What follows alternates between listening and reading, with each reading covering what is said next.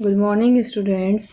आज हम लोग एमकॉम फाइनल एबीएसटी में जो हमारा सब्जेक्ट है कॉस्ट एनालिसिस एंड कंट्रोल, इसका चैप्टर हम लोग पढ़ रहे हैं बीपी एनालिसिस वाला, लागत लाभ विश्लेषण वाला। इसका एक एग्जाम्पल हम लोग कर रहे हैं जिसमें है एक कंपनी से संबंधित निम्नलिखित समंक है हमारे पास। उसमें प्रति इकाई विक्रय मूल्य है 10 रुपये, परिवर्तनशील निर्माण लागत है 5.5 रुपये और प्रति इकाई परिवर्तनशील विक्रय लागत है 1.5 रुपये। स्थिर कारखाना व्यय है 2,70,000 रुपये तथा स्थिर विक्रय ऊपरी व्यय है 1,26,000 रुपये। समविच्छेद बिंदु हेतु कितनी बिक्री की मात्रा आवश्यक है? फर्स्ट हमें यह ज्ञात करना है। सेकंड, 30,000 रुपये का लाभ अर्जित करने के लिए कितनी विक्रय मात्रा चाहिए, यह ज्ञात करना है।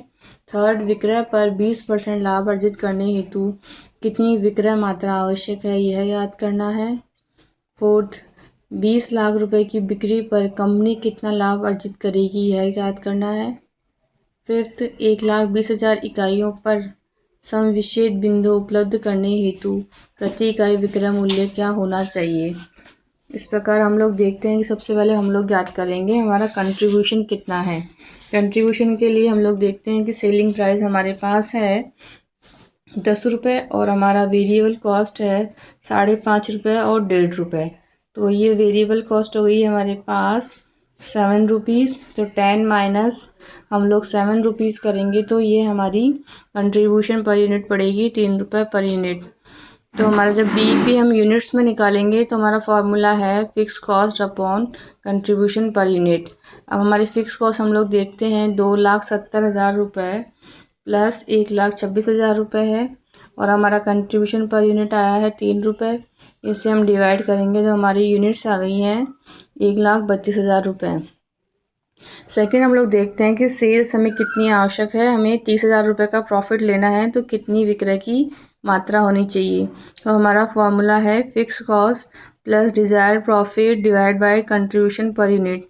तो ये हो गया, फिक्स कॉस्ट है हमारे पास 3,96,000 रुपये और हमारा डिज़ायर्ड प्रॉफिट है 30,000 रुपये। इसको हम लोग डिवाइड करेंगे कंट्रीब्यूशन पर यूनिट 3 रुपये से, तो ये हमारी आ गई है 1,42,000 रुपये यूनिट्स। थर्ड, हम लोग देख रहे हैं कि 10 रुपये की दर से x इकाइयाँ विक्रय करनी होगी, अतः sales is equal to 10x और प्रॉफिट हमारा होगा 20% ऑफ 10x का 2x। तो ये फॉर्मूला हम लोग लगाएंगे, sales is equal to variable cost plus fix cost plus profit. तो ये हमारे सेल्स की जगह हम लोग लिखेंगे 10x, वेरिएबल कॉस्ट की जगह हम लोग लिखेंगे 7x और फिक्स कॉस्ट हो गया 3,96,000 और प्रॉफिट हमारा हो गया 2x। 10x minus 7x minus 2x equals to ये हमारा हो गया है x इजिकल्स टू 3,96,000 रुपये।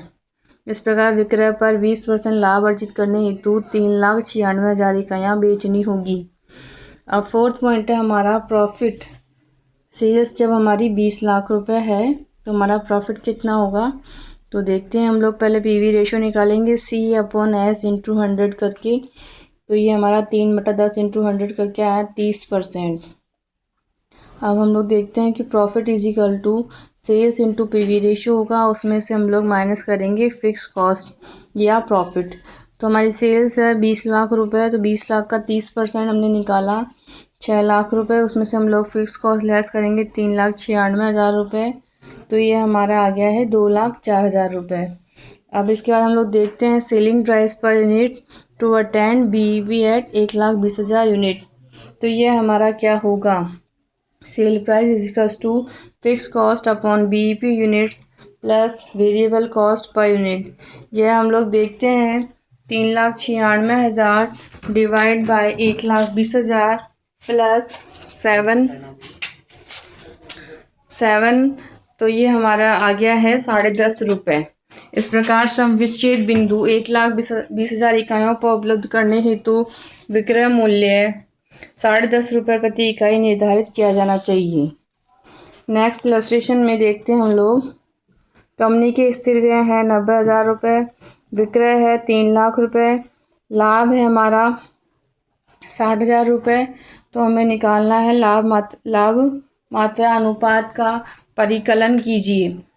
यदि अगली अवधि में कंपनी को 30,000 रुपये की हानि हुई हो तो विक्रय की मात्रा ज्ञात कीजिए। थर्ड है हमारा 90,000 रुपये लाभ अर्जित करने हेतु सुरक्षा की सीमा की मात्रा कितनी होगी।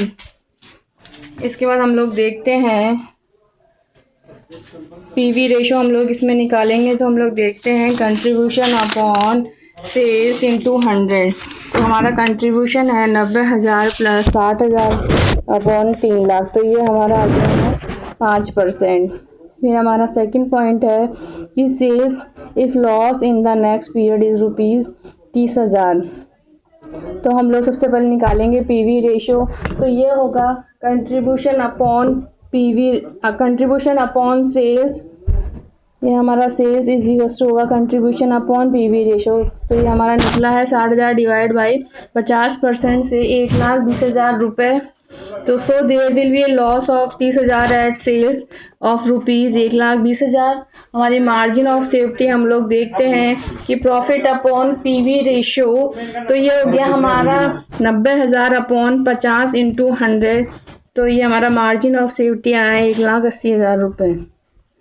इसके बाद हम लोग नेक्स्ट इलस्ट्रेशन देखते हैं।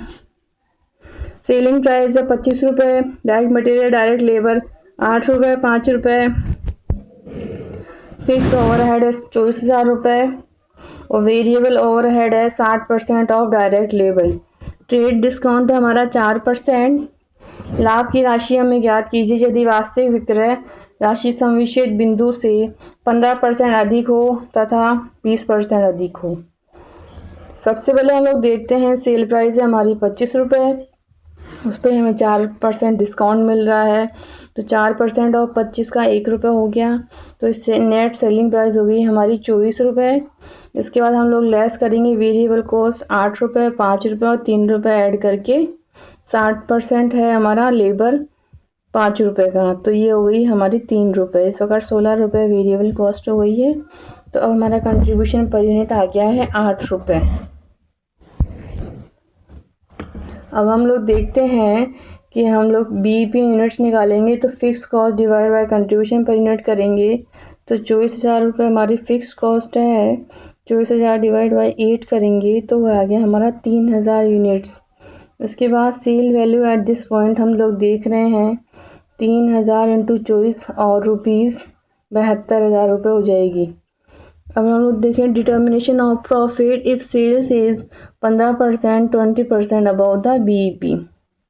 15% अबव बीईपी हम लोग देखते हैं, तो हमारा कंट्रीब्यूशन है 15% ऑफ अबव बीईपी वाले कॉलम में आ गया 27,600 रुपये। 8 रुपये पर यूनिट के हिसाब से हमने लगाया है। और जब हमारा बीईपी से 20% अबव है तो हमारा कंट्रीब्यूशन हो गया 28,800 रुपये। इसमें से हम लोग लेस करेंगे फिक्स कॉस्ट 24,000 दोनों दशाओं में, तो हमारा नेट प्रॉफिट हो गया 3,600 और 4,800। इस प्रकार हम लोग देखते हैं कि समविच्छेद बिंदु से हम 15% यदि अधिक बिक्री करते हैं तो 3,600 रुपये का प्रॉफिट होगा और 20% अधिक बिक्री करने पर 4,800 रुपये का शुद्ध लाभ अर्जित होगा। Thanks student.